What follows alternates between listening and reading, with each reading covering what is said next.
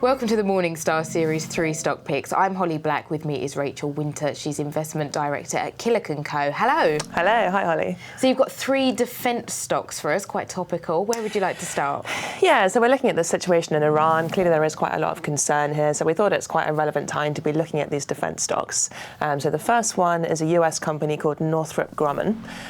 Big company, worth about $60 billion.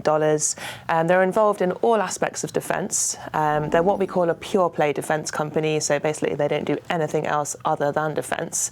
They've historically been quite successful with more traditional areas of defence, so for example logistics and strike, but they've also moved quite heavily towards newer areas such as space and also cybersecurity, so very topical at the moment, particularly with these concerns about Russia and Iran putting out cyber attacks on the rest of the world.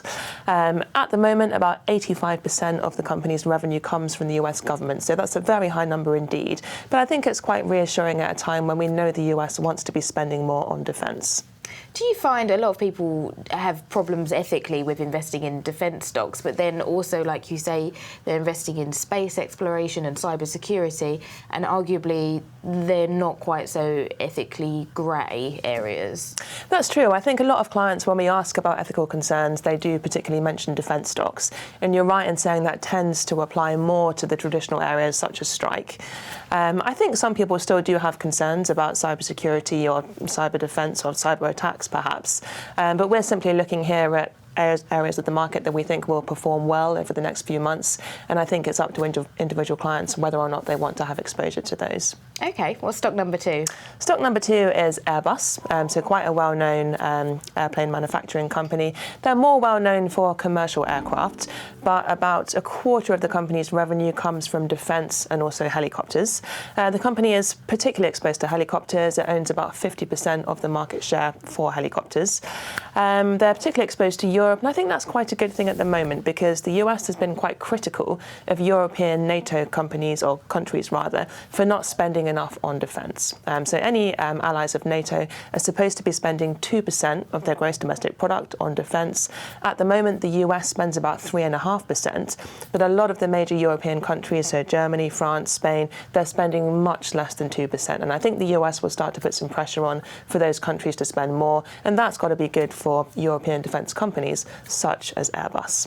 And is Airbus quite a good way to play this sort of theme because it is diversified in that it's exposed to travel and tourism as well as defence? Exactly. So it's done quite well recently because of the concerns about Boeing. Airbus there is really the only competitor in terms of commercial aircraft. And then it's got the defence element, which does offer some degree of diversification. OK, and our final stock? Finally, it's a big name, quite well known. It's Rolls-Royce.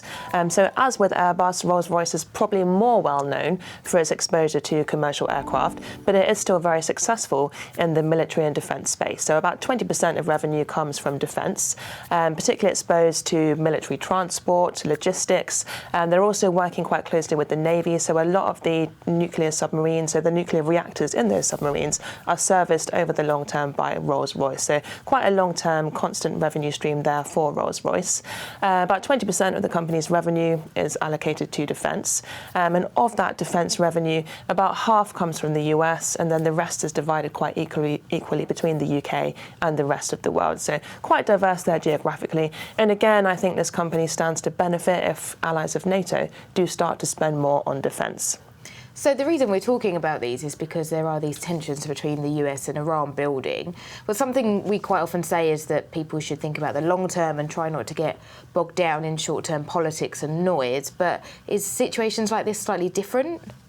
I think over the long term, or perhaps over the last 5 years in particular, a lot of the world has been underspending on defence. So that example I gave about a lot of the companies, or countries rather, within NATO not spending the agreed 2% on defence, I think that really shows how much a lot of these countries have been underspending. So I think the problem of underspending on defence has been going on for quite some time. But this situation with Iran just highlights how important it is for all countries to have an up-to-date method of defending themselves. Super. Well, thank you so much for your time. You're welcome.